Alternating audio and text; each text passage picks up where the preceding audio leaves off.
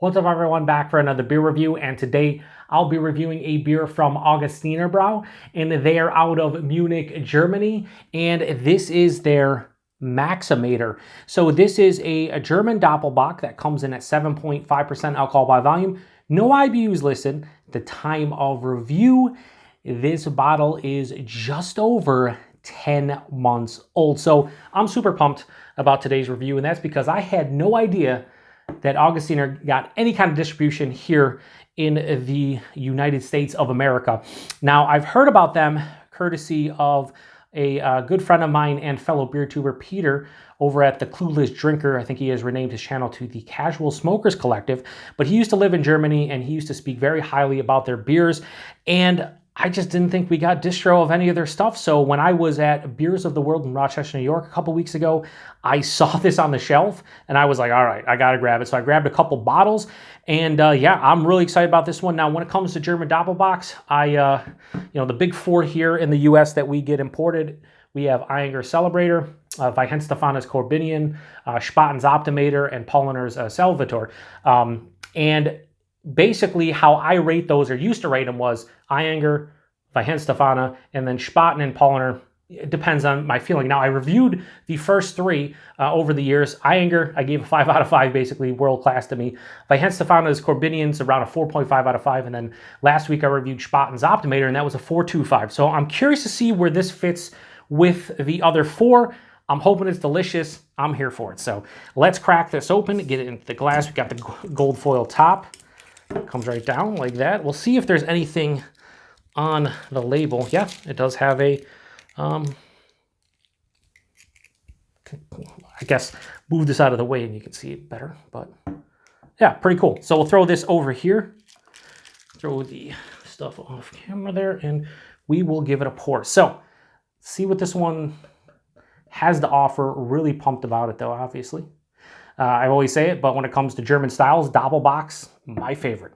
Just something about, the big bready, great just kind of feel to them. A lot of times you get like raisinets and dark fruits and caramel, but a lot of times that big bready kind of dark brown bread rules. Now, I will say there was a lot number on the front, and I figured it out, and this was brewed, or I guess bottled, I should say, back in, I think it was October 7th of 2021. So that's why I said it's just over 10 months old. So yeah, it has pretty good clarity to it. Maybe not, it's a little slightly, I can see through it, maybe some chill haze in there, but it has this really nice like ruby red, slightly light brown color. Very interesting. The head kind of died out. It was this like soft caramel, almost toffee-like colored head. Yeah, about a half finger, very creamy looking. A little bit of alcohol legs at 7.5%. But yeah, I keep my darker beer fridge at 52. This is probably around 55 at this point, so probably perfect drinking temperature. Let's get a nose. Yeah. So there's a little bit of oxidation here. Again, this is 10 months old. I'd import it.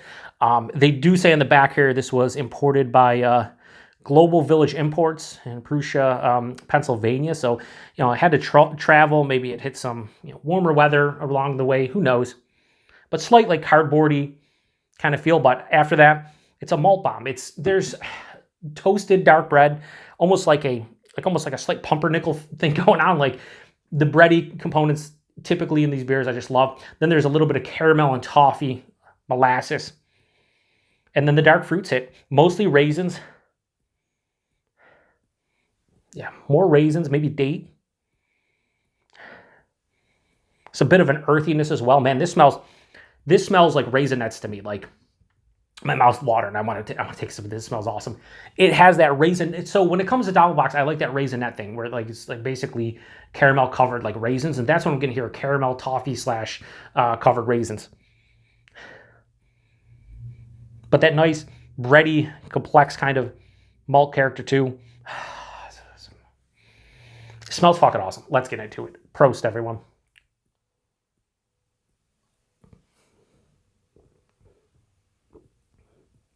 Wow. I'll say this right off the rip. First sip, I can tell you right now. This is up there in terms of drinkability off of that first sip. It has a lighter feel to it, but don't take that as like lighter and less intense kind of flavors. Just like it feels lighter on the palate. Not even from, how do I explain this? I don't know, it just feels, dare I say, quaffable more so than the others.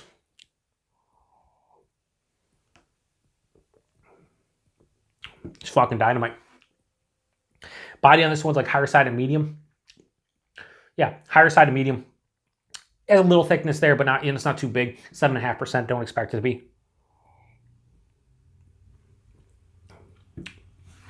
The mouthfeel has nice carbonation, moderately carbonated, real smooth on the palate. I'm just trying to like process what I'm tasting in terms of flavors as I go through the body and mouthfeel. Body's proper, mouthfeel same. Really nice body and mouthfeel. The taste though, I'm loving it.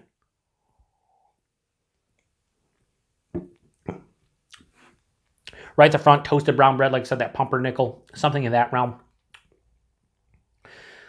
Right after that, though, caramel and toffee hit. But it's not like, picture unsweetened caramel and toffee, I guess. Like that flavor without like an overbearing sweetness. That continues on, and then the raisin and the date hit. And it's more raisin than date, which is why I went with Raisinets.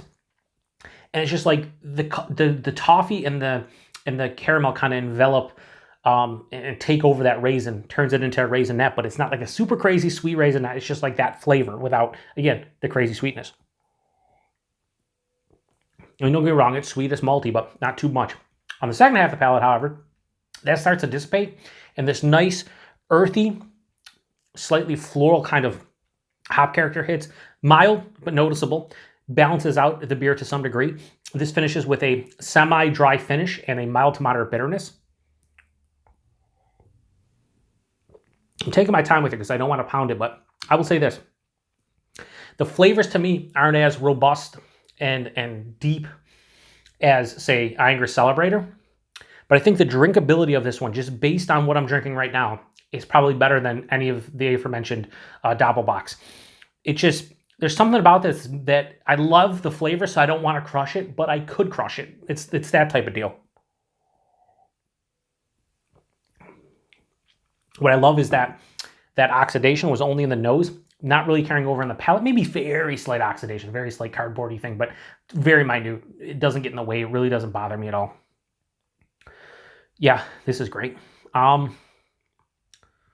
do I put this in terms of the ratings? Like I said, 5 out of 5 for Celebrator. I think a 4.5 would be 4.6 or 4.4 for Weihenstephanus Corbinian. I think I like this more than Corbinian. It's kind of in the same realm, though. I think this is just as good, but I think I would give it the nod because of the drinkability. I still think Spaten is at the bottom with Paulaner, but again, I think I gave that beer a 4.25. So again, I love Doppelbocks. I'm biased because obviously I love the style, so they're made specifically for me, but they really are. So Maximator from Augustiner-Bräu rating. I am going to give this a high 4.5 out of 5 or 4.6. I think that's where this beer lands for me. It's a fucking super drinkable 7.5% German Doppelbock. Not much more to say about this one. Price point, I paid $3.75 for that bottle. Again, imported. I think there was just singles. There was no 4-packs that I saw. But if this came in a 4-pack, you're probably talking like 14, 15 bucks a 4-pack. All day long. Comes in a 6-pack. You know, probably closer to like 18. But even so, for less than $4 a bottle of this, like all day, and availability, I fucking have no idea. I just know I saw this at Beers of the World in Rochester, New York, and I grabbed a couple. If you live in the U.S. and you've seen this one on shelves, let me know, because again, I didn't think we got distro, but apparently we do get slight distro. And somebody in the comment section mentioned, I forget who it was, my apologies, but they did mention that we also get, I think, their Helles Lager. I did not see that. I just saw this. So, yeah, not much more to say about it. If you've had this or anything from Augustiner-Bräu and you live in the States, let me know. And if you don't live in the States, let me know anyway. I'm curious to hear your opinions on this brewery. I would say based on this Doppelbock, definitely right below Celebrator for me, but above the rest. And that's pretty much all I got. So thanks to everybody stopping by for another beer review here on the Beer Patrol. Like I said, 7.5%. Sure, if you tell me so. Anyway, till the next one. Cheers.